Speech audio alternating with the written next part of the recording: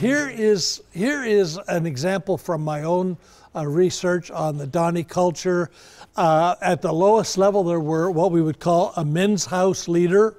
And here 2 or 3 families or even a small hamlet would get together, maybe half a dozen families, and there would be a leader. We would call him a big man. Then you would move up to the next level, and this would be what we called a sub-confederacy. And here you would have 10 or 12 hamlets that would all get together. And the sub-confederacy would talk about how to promote the well-being of the entire valley.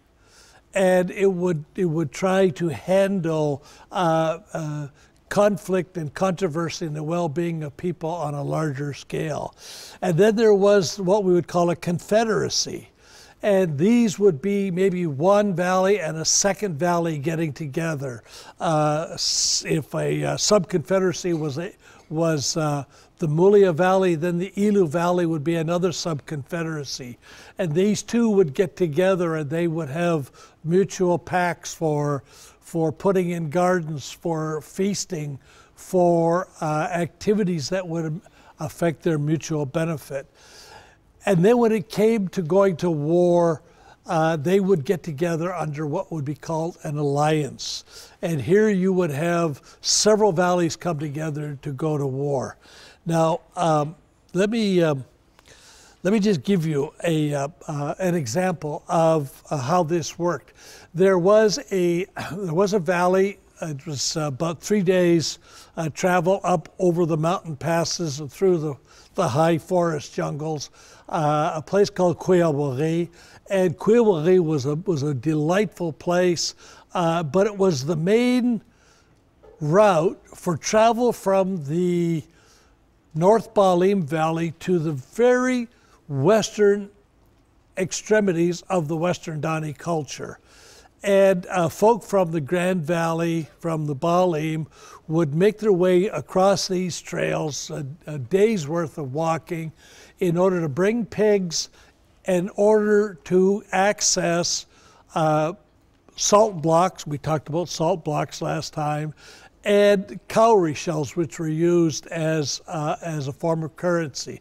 So they would bring their pigs, and then they would walk all the way back with the valuable things that would be able to help them carry on their life. And it was the lifeblood of the trade route for the Western Dani.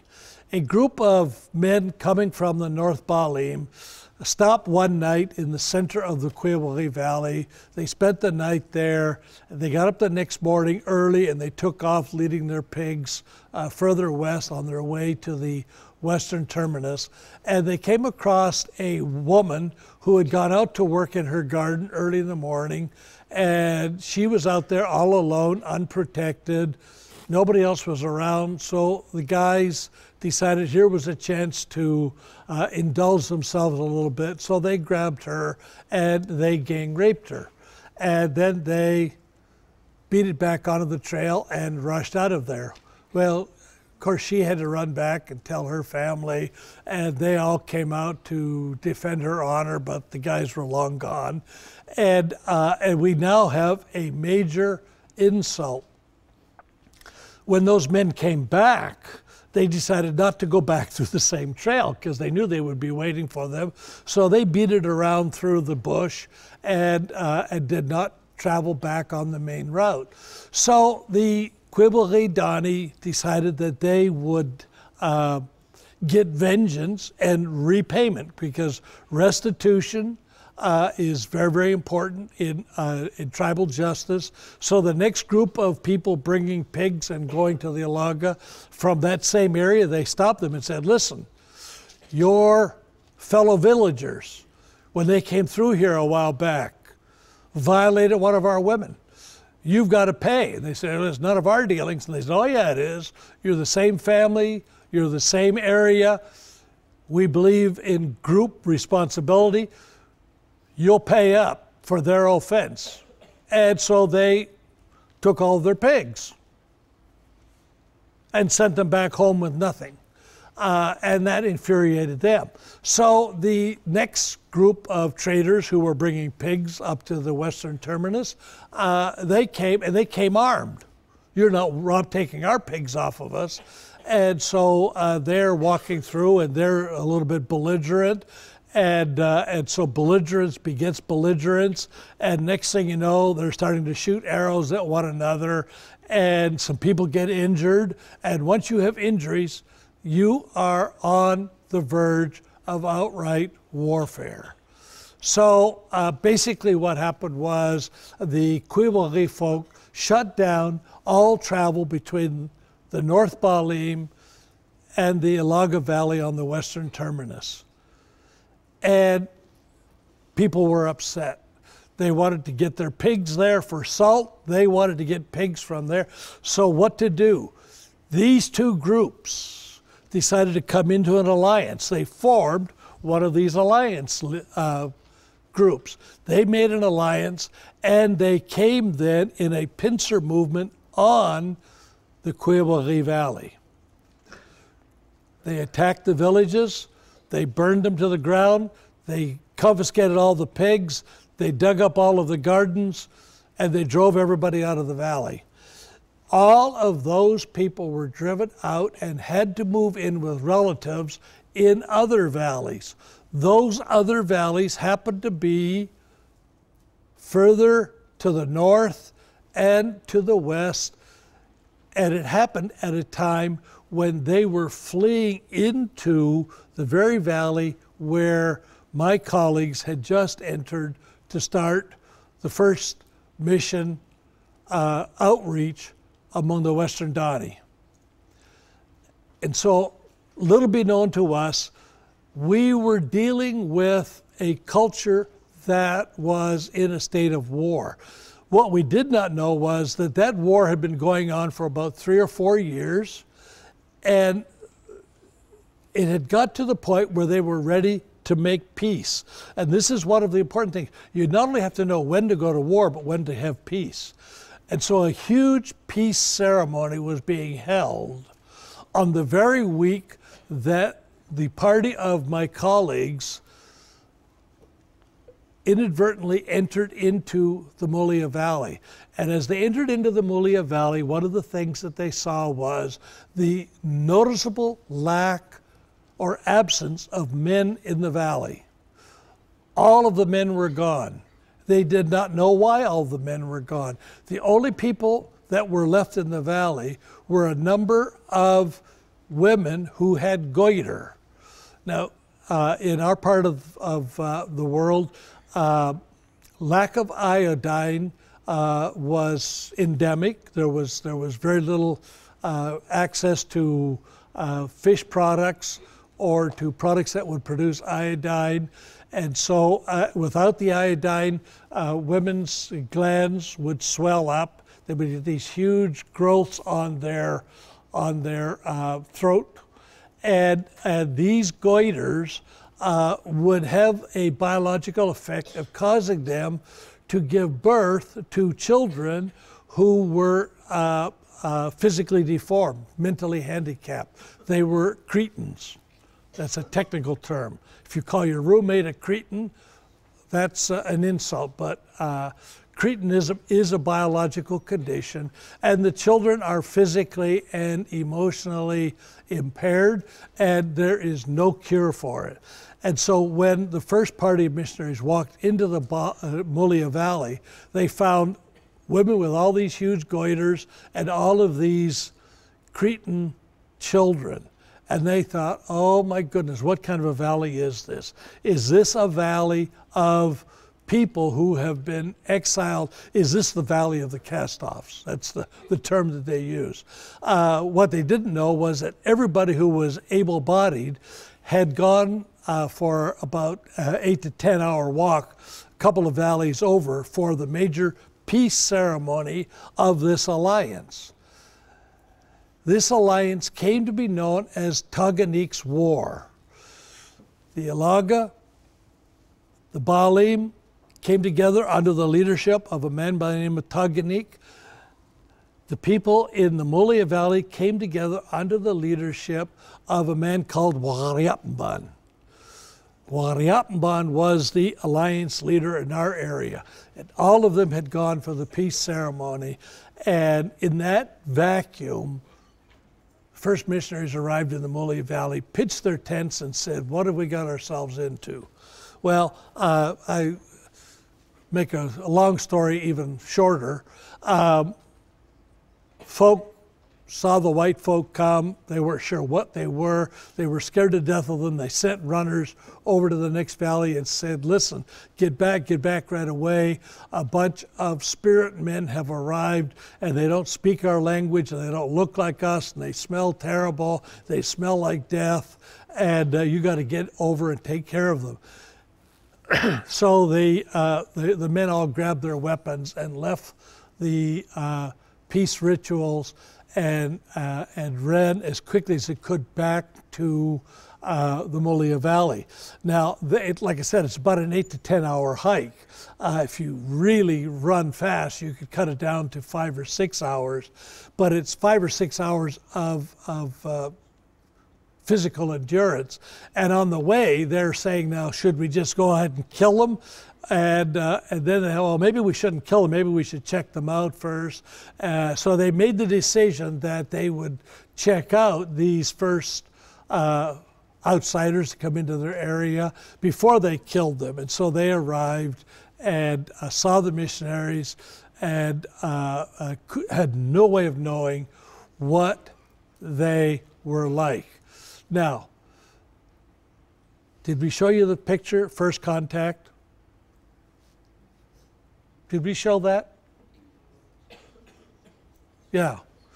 Where the gold miners went up into the Goroka, and the Goroka Highlanders, that's on the other side of the border, saw white men for the first time. And they didn't know what to make of them. They did not know what they were like. They did not know whether they were human. They thought maybe they were the ancestors returning in new bodily form. They were pale white, like they had lost their color. So they must be people from the dead. They couldn't speak, but they tried to identify them. They did everything they could to try to figure out who these people were. They went out and literally went to the places where the Leahy brothers went to the bathroom, and examined their outhouse. So they smell like us, at least when they defecate. They eat like us.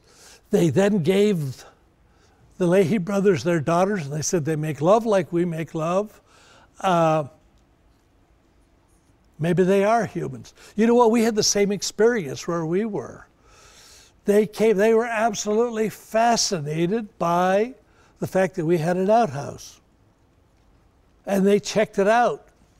They said, these missionaries, they defecate just like we defecate, and they eat just like we eat.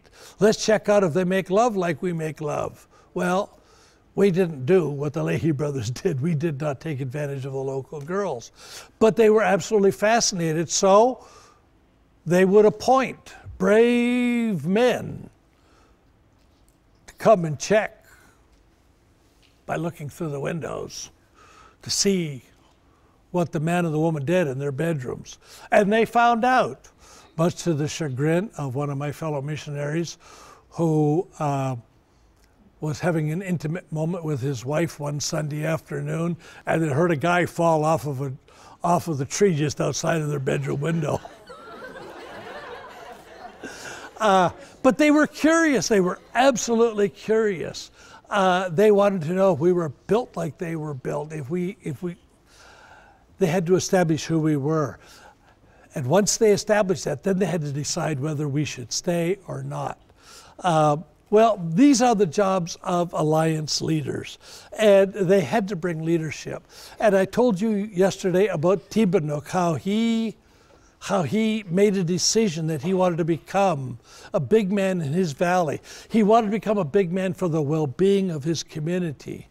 One of the interesting things was, as Tibanuk's father lay dying, he called his son in and he said, Tibanuk, he said, you have everything you need, the energy and the drive and the strength to become a good leader of your people. He said, now, you must also be a good spiritual leader. And he said, I want to share with you a dream that I had. He said, I dreamed that someday a small band of pale-skinned people will come to live in our area. And when they come, they will bring you very important news that you must listen to, you must learn, and you must share with the rest of the community. And so when that first band of pale-skinned white men came, Tibanuk in the next valley heard about it, immediately rushed over the mountain to sit there and watch and see what is it that they've brought. He decided to go to work to find out what he could by spending more time with them. He would bring in logs, he would bring in bark to help with the construction of the missionaries' homes. And he listened very, very carefully, and he discovered a pattern. Every 7 days, the missionaries would say, no work today. Today is the day we read God's word. And Tibanuk listened. And Tibanuk became one of the first converts to Christianity and took the message back to his valley. That's the job of a big man. Now, there's a lot more that goes on with the story, but it takes too long. You got the picture of what a big man does. We begin to move beyond composite bands up into whole tribes. And leadership over a tribe becomes much more complicated, because it's a tribe now constitutes what could be several hundreds of people, even several thousands of people. And in Africa, you could even get several million people. You can get, in Africa, you can get the Shoshone tribe. You can get the tribes out of Nigeria. I'm sorry, not Shoshone. Shoshone is North American. So the Zuni is the tribe I'm trying to think of. Duh. Okay, the Zuni tribe in Africa. You can get very, very large groupings of people. Now, oftentimes tribes are much more difficult to identify than we have made it. Sometimes tribes have been constituted as tribes only because outsiders made them into tribes. And the Sioux, for instance, the Sioux tribe, a Native American tribe up there in North and South Dakota, were actually not a tribe. The proper name for the Sioux is the Lakota, for which we get Dakota, North and South. But the Lakota nation, if you want, is actually a conglomerate of bands, and they would all get together. They were not a tribe, but they were constituted as a tribe because the United States government wanted to deal with larger groups than simply small bands, and so anybody that spoke any one of the variations of the Lakota language were considered to be Lakota, and were very, very unfortunately called not the Lakota people, but the Sioux. And the Sioux, the word Sioux was actually the name that their enemies had given to them. They said, oh, those people over there, they're the Sioux, and it was a derogatory name. And no Lakota will acknowledge that they are a Sioux, because that is not their own identity. But whatever it may be, a tribe is generally identified as a people who share the same language, that share the same kinship or family traditions or share the same cultural tradition. And so these tribes are out there, and like I say, they can be very, very large. A tribe will actually bring together diverse peoples from, or actually the same people from geographically diverse regions, so that you can have folk from the same tribe living down on the plains regions or up in the mountains in this valley or in that valley, and so they become then part of this unified tribe. Now, what is leadership like in a tribal society? Now we're getting a whole lot more complicated. Well, again, it is going to be very limited. It will be limited to the members of your tribe only, but it may be what we call segmented. Now, this is a very technical term, and I try not to throw at you a lot of useless terms, but this is one of the more important terms that you're going to need to learn. Segmented. Segmented means there are various levels or layers of leadership, and the leadership is based on lineage. And the reason that it's important is because this kind of leadership continues into the present in the Middle East. Let me look at how this works out. In tribal leadership, in segmented leadership, if you have a problem between two brothers, the problem is resolved by their father. So if my son, my eldest son, and my middle son get into a conflict, I don't take them to court. They come to me and I make a decision. Son, knock it off. You're not to pick on your brother.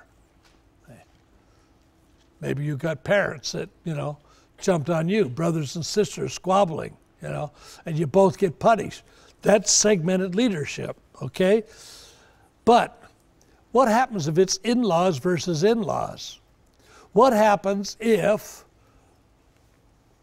I get married, which I did, and my wife had a German name, the Rummel name, and my family name is the Hayward name, and all of a sudden the Rummels decide to cut their daughter out of their inheritance, her inheritance that's due to her, because they don't like me.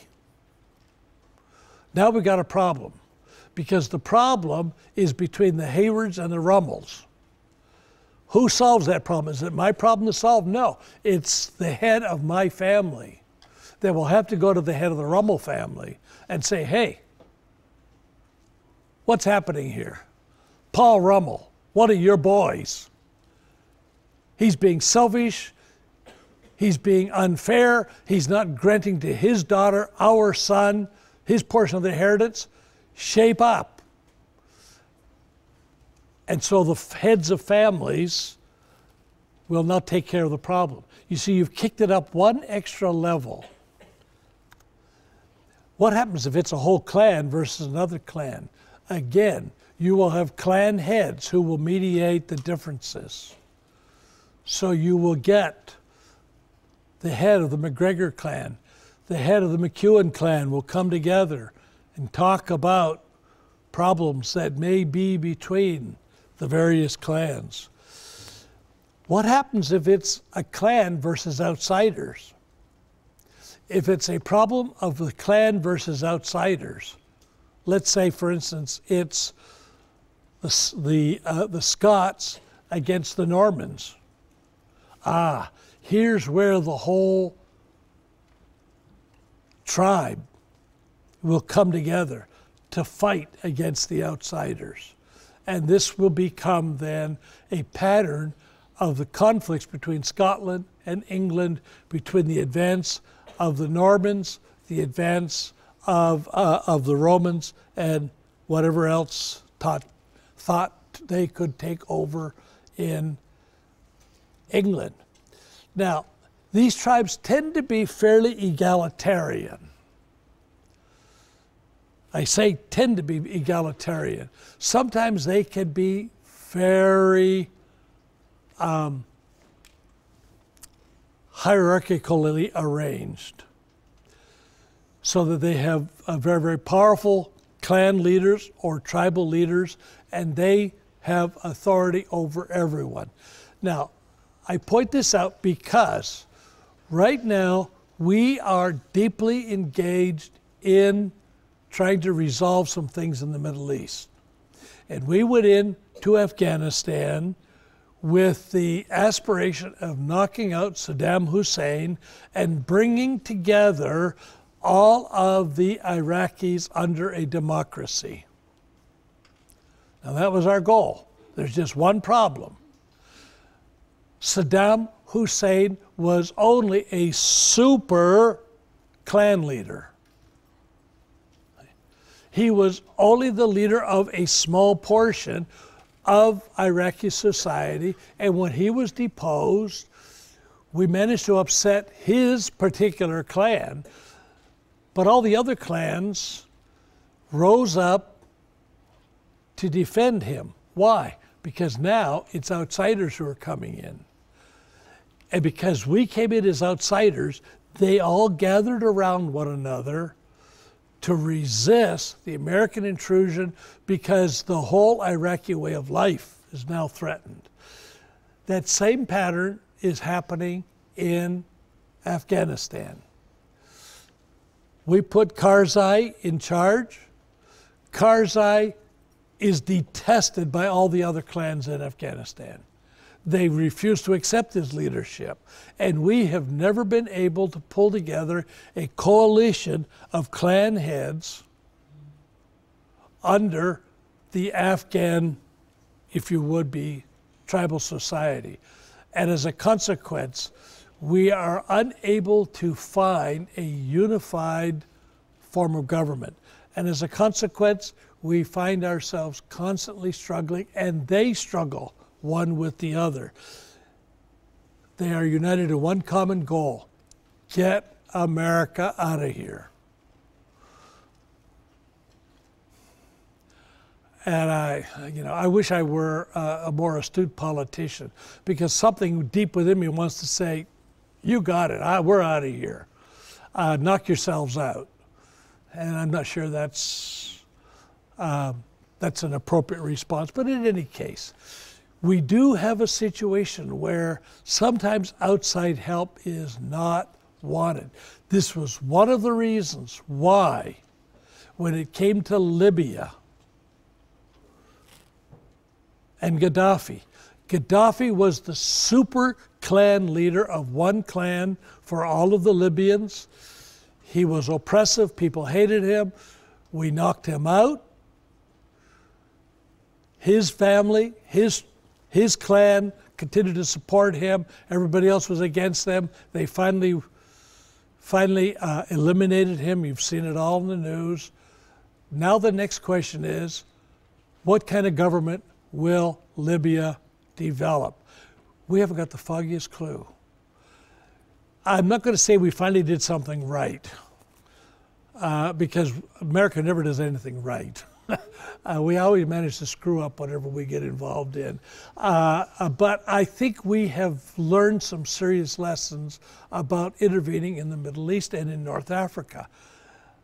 We are going to help you by putting down oppression, and then we're going to trust you to come up with a form of government that is most effective for your area. We have no idea what that's going to look like. It will probably be some form of government that we don't like, and we'll probably still try to manipulate it and all that sort of stuff. But segmented lineage is a very important concept. You see, because segmented lineage is what pervades all through East Africa, and is one of the reasons why certain tribes there have become very powerful. It helps to explain a lot of the tensions in East Africa. Anybody who's going to become a political science major needs to understand segmented lineages and leadership that comes out of them. Well, what happens in conflict resolution in tribes? as we start getting bigger. Before, everything was negotiated by general agreement. But once you start getting these many thousands of people together, you have to maintain peace by threatening violence. And the use of violence, the use of force, now becomes a player in how we resolve problems. You will do what we say or we will kill you. And if you attack us, we will attack even more harshly. There's an old Pashtun proverb. Do you know who the Pashtuns are? Pashtuns are one of the tribes up there in Afghanistan. There is an old Pashtun proverb that goes something like this: if someone pinches you, punch them back. You always retaliate against any offense with something even more violent. And we're going to try to bring peace to this kind of, oh boy, lots of luck on that one. Well, you might have limited levels of offense. Okay, you can retaliate, but only so far. You can only extract. So you cannot, if somebody dies, you can't go in and wipe out a whole village. As a matter of fact, you're going to see a whole lot more of what might be called tribal justice. One life here, one life here. One injury here, one injury here. That's limited offense. This limited offense, limited retaliation.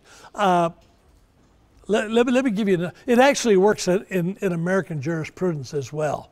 Let's say that a guy from Biola finally works up enough courage to invite a classmate or another Biola woman out on a date, all right? Oh, sweet. And so they go out on a date, and they stop at a pizza store, somewhere down the freeway, and they're sitting in the pizza parlor, and they're having their pizza together, and they're all, romance and love, but it's not a very good pizza shop. I mean, it's kind of a dive, actually. And so there's this huge, big, slobbery guy, some kind of construction worker, and he's going from the counter back to his table, and he's got a huge, big pitcher of beer in his hand. And it's obvious that he's had more than one of these already. And so he's making his way back to his table, and he's staggering a little bit. And he stops at this table where you are talking with your date. And he looks at you and scowls, and he punks his beer down, and he looks at your date, and he says, "You're a cutie pie, aren't you? How about giving me a kiss?"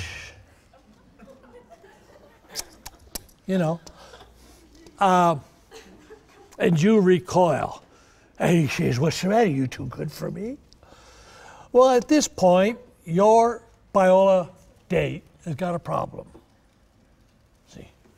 Because he's insulted you. You're in danger. So he has a choice. He can get up and he can commit suicide.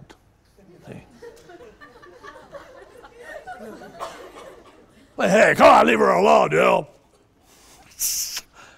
Nat, sit down. You can get up and you can punch him, in which case, hopefully you'll wake up in the hospital.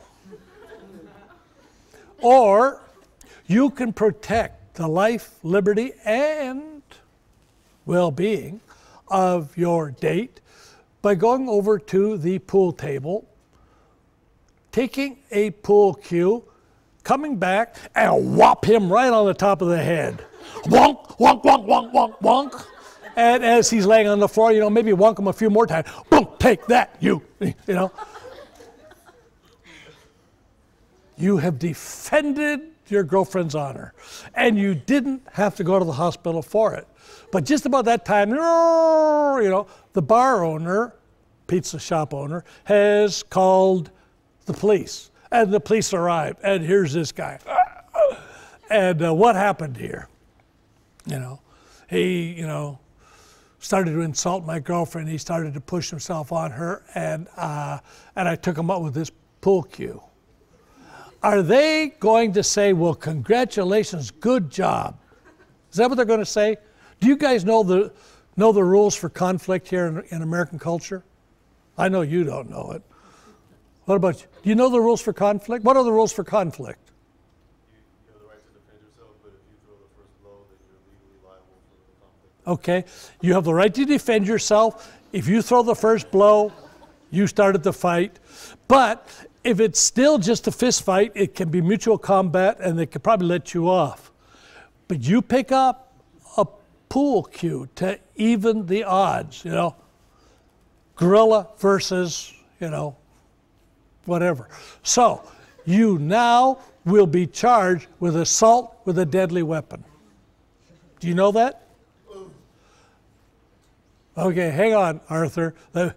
Let me make the point here, because I got guys already worrying about what to do next.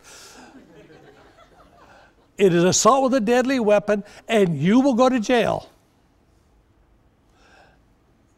But you can go with a clean conscience, can't you? Because she's safe. She now thinks you're a hero. You're going to do jail time. I hope she's worth it. She probably is.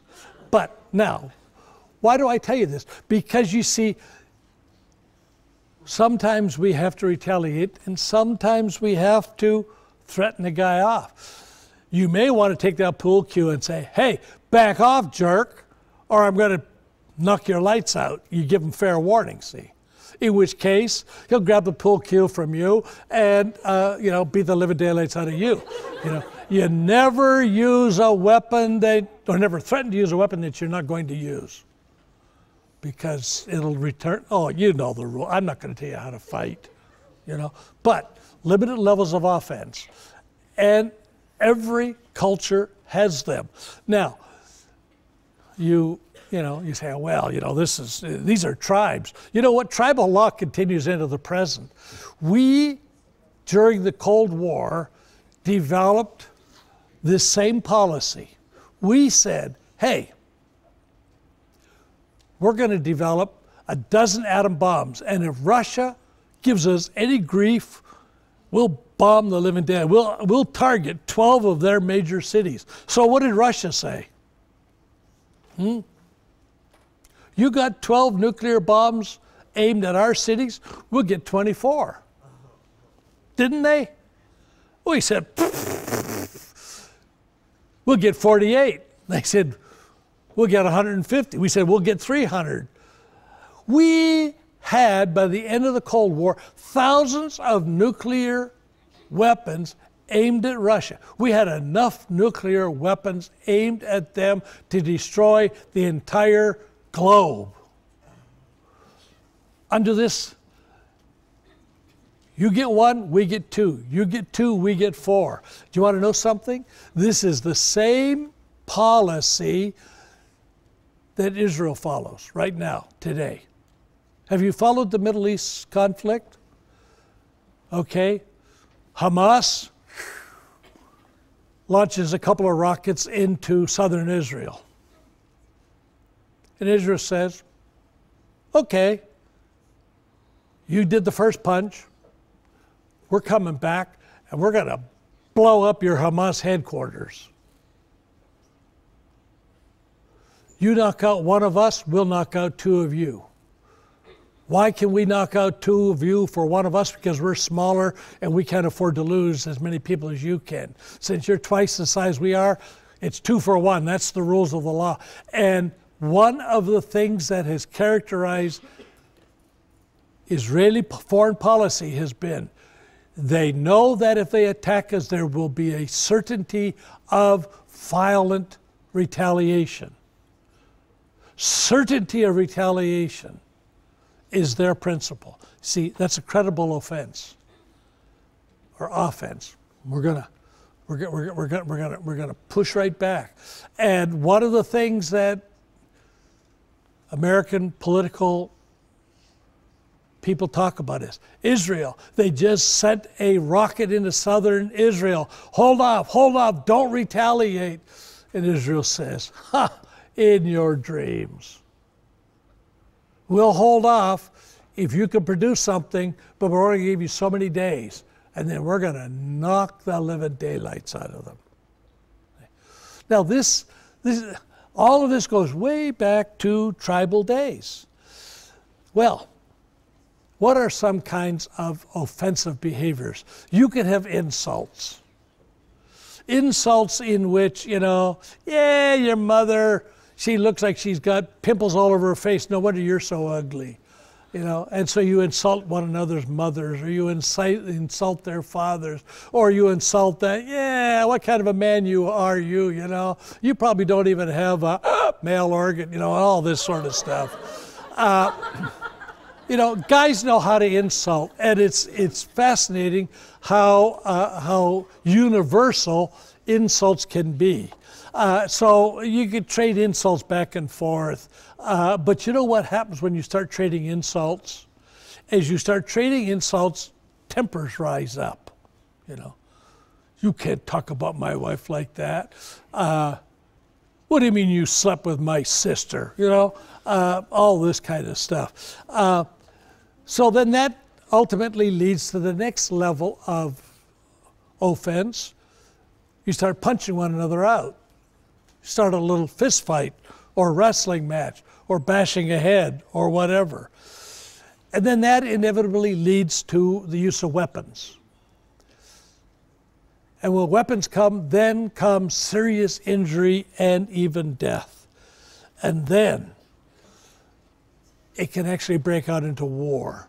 And there are at least 2 kinds of warfare: limited warfare versus all-out warfare. Now let me give you a couple of examples of warfare, all right? Or of this kind of offense. There was a group of Iao who were down in the swampy areas that were north of us, and they lived on a huge river system, but there was a little tributary that flowed further south. Well, actually, it came from there north into their valley or their river, but you could go up that tributary, and that would lead you out onto another huge river system. It was the Vandalum versus the Rufar rivers. And so this group of Iao hunters and fishermen came up there, and they were hunting for food and game on this other river. And a group of Duvalier, who normally lived along this river, came across the Iao hunting party. And so they started out with, hey, what are you guys doing up here? This is not your river. This is our area. Get out of our area. Get back to your own territory. And they started throwing some insults at one another, and arguing. But they didn't get to the fists because they didn't get that close. They were in their mutual canoes and they, shouting ugly things at one another. And finally, one of the Iao guys kind of lost his temper, and he bent over, picked up his bow and arrow, pulled it out, aimed it at the Duvalier guys, and shot one of them right in the stomach. Well, we have quickly gone from insults to weapons. Both parties quickly withdrew, And the Iao quickly beat it back to their river, and the Duvalier were left there with this guy with an arrow in his stomach. Now, in the movies, when you get shot with an arrow, you die within minutes. It ain't so nice. It takes a long time to die from a gut wound. You know, have you ever heard that term, gut wound? It takes a long time to die, and they knew it. And you know, when they pulled the arrow out, you know, they could see things coming out that shouldn't come out, and they knew it was. They knew that it was a mortal wound, and so they were heading back home. And all the way back home, this guy, I mean, he is agonizing in pain. The life is draining out of him, and all the way home, he says to his brother, he says, "Avenge my death. Avenge my death. Will you promise me that you will?" Yeah, brother. You're already dead, but I'll take care of it. And so the brother died. And the brother who vowed to avenge the death of his brother, this man's name was Arutagay. And Arutagay was furious at having to watch his brother die this slow, painful death from a wound to the stomach. Got back to his area and he vowed revenge. So he got a small war party together and they made their way up through some tributaries until they finally came to an Iao encampment. And they landed and attacked the Iao encampment. And they killed everybody in the encampment. I'm not sure how many folk were involved. It may have been a family of a couple adults and a couple of kids. It may have been more adults. It may have been actually a couple of families, but everybody was killed. And the house that was there was torched, and as the flames began to lick up into the rafters of the house, two little boys jumped down out of the rafters. They'd been hiding up there. And Arutagay grabbed both of them by the scruff of the neck and brought them down to the canoes.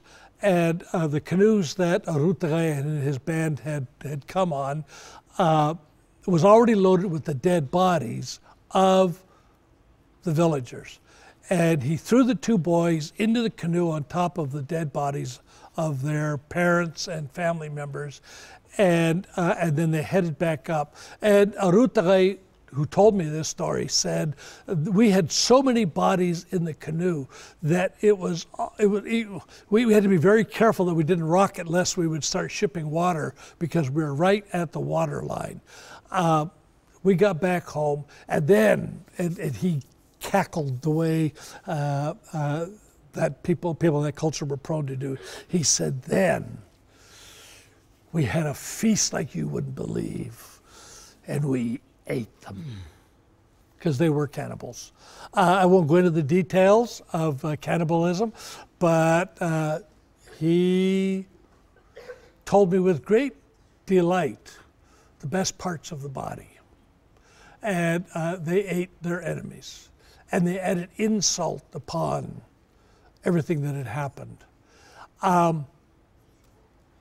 Well, Arutagay is telling me this story, and I'm sitting there thinking, I don't think he's mad at me. I hope he's not mad at me. No. I'm listening to this story, and you know, I've heard hunting stories before. You know, guys always like to tell about how big the fish was that they got, or how big the rack was on their elk, et cetera, et cetera. You know, things tend to grow. And I'm listening to him tell me with such relish about this attack and how he carried it off and how he ate the bodies and the favorite parts of the bodies and on and on and on. And I yawned purposely. And he said, you don't believe me, do you? And I said, Arutagay, I love a good story. And I said, you've just told me a really great one. No, I don't believe you. Well, he got mad now. And all of a sudden, I'm beginning to tuck my legs back underneath of me, you know, because I don't want that to be in the pot next. But he got mad. He got mad at me. You know, be careful how you insult a cannibal. You know, that's the only thing I can tell you from my experience here. But just about that time, this big strapping guy came in and he threw down a pile of firewood and he said, "So-and-so, get over here.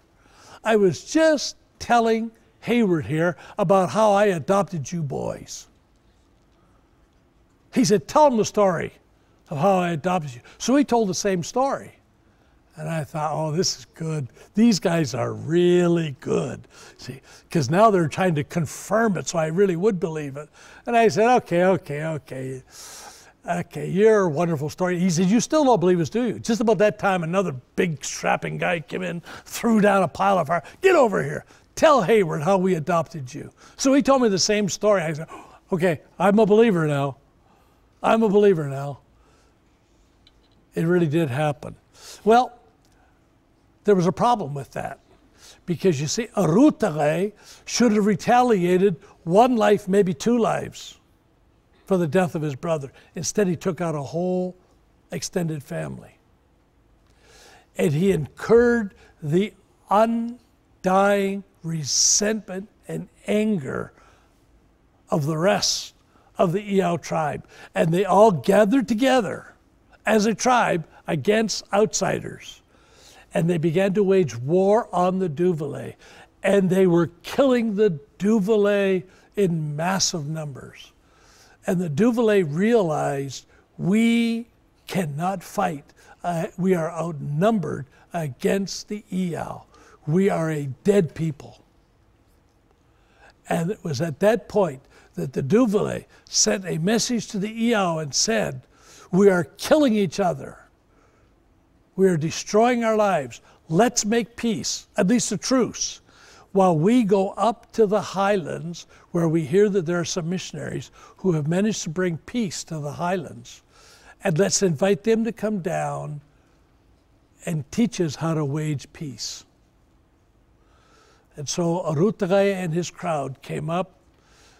They invited us to come down. We had the privilege of going down, opening up two bases, one among the Iao, one among the Duvalier, bringing peace to them and bringing the gospel to them. It's a marvelous story. Warfare was ended. But this was restricted warfare. What is the nature of followership in such tribes? Well, again, it's going to be loyalty. It's going to be loyalty to your extended family. There are going to be usually non-coercive agreements in tribal societies. But it's going to be leadership and followership based on vested self-interest. We're going to do what's best for our nation. You see, the Libyans followed Gaddafi because Gaddafi rewarded his own people generously. His own people. The rest were dirt poor. Well, then we move up to chiefdoms. And in chiefdoms, we're going to get much larger populations of people. Here's where African civilizations are going to start emerging. You're going to have ranked societies rather than egalitarian ones. You're going to start having the start of royal families. Royal families will now constitute the leadership segment of the society. These chiefdoms will ultimately become kingdoms as they take in still more people from different languages, different cultures. They will begin to extend their authority over a range of different peoples. What happens in chiefly leadership? Well, in chiefly leadership, kings rule by heredity. You have to be born into the royal family to become considered for leadership. And you will rule by decree or by military enforcement. The king's soldiers will come and they will collect the tax and you will pay or you will be punished. These same leaders will often claim divine authority. claim that they are God's anointed rulers. As a matter of fact, this was one of the chief problems that we run into in Rome, because Caesar becomes the head of Rome and of all of Italy. He rules by force, and what does he do? He claims that he is divine. And the Christians say, you know what, we're quite happy to follow your rules. We're quite happy to live under your leadership. We're not going to call you divine. Only God gets that. And it makes Caesar so mad, he sends forth his troops to punish the Christians for lack of loyalty to Caesar. Leadership will also be very formalized, be centralized. It'll be a highly organized system of leadership, and people will be given titles appropriate to their position. And the leader will have absolute or near absolute power. He can do anything that he decrees. And you see this happening, by the way, in Israel when Solomon dies and his son takes over. And his son, the people come to him and say, cut our taxes, the tax load's too heavy. And what is his answer after he gets some of his little toadies around him? My father's thumb, or my father's hand was not nearly as heavy as my thumb. I'm going to up taxes. I can do it because I have absolute power. Well, what is the nature of followership in chiefdoms? The nature of followership in chiefdoms is fear of military reprisal, fear of divine judgment, even fear of other people who have a vested interest in things staying the way they are. We've gone now from following somebody that we respect to following somebody whom we fear. See the big difference? Now, we have to move on to nation states, because in nation states, we're going to see something else begin to emerge. We're going to find leadership, or we're going to find the organization of the state based upon law. The authority of law. We establish a constitution. You want to go back before the Constitution? We can go back to the Mayflower Charter. When the first Puritans arrived, they said, let's set up an agreement, a charter that will allow us to govern one another fairly. We will all agree to abide by the rules of this charter. This is rulership by law. In order to follow it, you have to have a court system. What does the law say? Have you broken the law? Crimes are now turned against the state. You don't sin against one another, you sin against the state. You steal a car from me, you don't steal from me. The crime is not against me, it's against the state. The state of California will charge you with a crime, send you to jail. I'm still out of car, but that's where I cover it with insurance. Law will sometimes take precedence over common sense. So people will get freed on the basis of legal technicalities. But it also requires a very strong police and military presence to maintain obedience to the law. Religion, under the old system, religion was part of it, but religion may not be integral. It could be. If you have Sunni law, Shiite law, you have Shia law, whatever, then religion will have an important role. But civil religion will prevail in many large nations. And civil religion is not the same as professing religion, all right? Civil religion in the United States is not Christianity, all right? Make this very clear. Our presidents are not Christian, at least by faith. Some of them are. Some of them are very deep believers. We have a form of civil religion here. In America, American civil religion is that of a morally therapeutic deism, not biblical Christianity. All right? Morally therapeutic deism is the civil religion of the United States. I do not call America a Christian nation.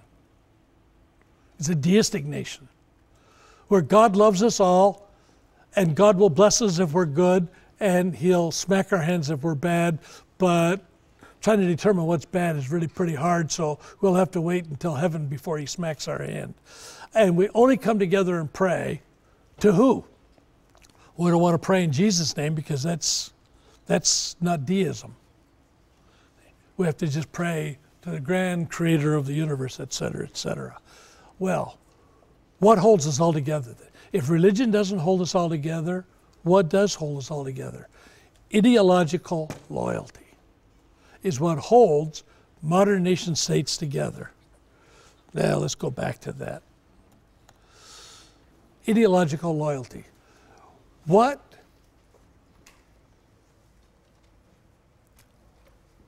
the Bill of Rights? Do you know what the Bill of Rights is? Have you taken enough political science classes to be able to give me the 10 foundational freedoms that are guaranteed to us in the Bill of Rights? Let me just name a few of them. Freedom of the press, freedom of speech, freedom to gather, freedom to a fair trial. It goes on and on and on. Those freedoms are what hold us together as a nation. We are held together as Americans on the basis of ideological loyalty. So, is any one of these forms of leadership, all the way back there to the beginning, up till now, is any of them more Christian than another? And the answer is no. At one point, Israel in the wilderness tried democracy. Do you remember what happened? When Korah. When Korah came up to Moses and said, "Who made you the leader of us all? We want to take a vote." That's democracy. And God loves democratic governments, doesn't He? So what does He do to Korah? He fries them. You see, democracy is not God's choice at all times, at all places. Sometimes God has blessed tribal forms of leadership, chieftain forms of leadership, democratic forms of leadership. What we need is a form of government that meets the standards of humility of spirit, love for God. You want to know something? I wonder what would have happened if the founders of the Constitution had said, we want to create a better union for people that they might be able to pursue not happiness, you see, because we've been guaranteed a pursuit of happiness in our Constitution, but the pursuit of godliness. What would America be like if they had said the pursuit of godliness? Biola University offers a variety of biblically centered degree programs, ranging from business to ministry to the arts and sciences. Visit biola.edu to find out how Biola could make a difference in your life.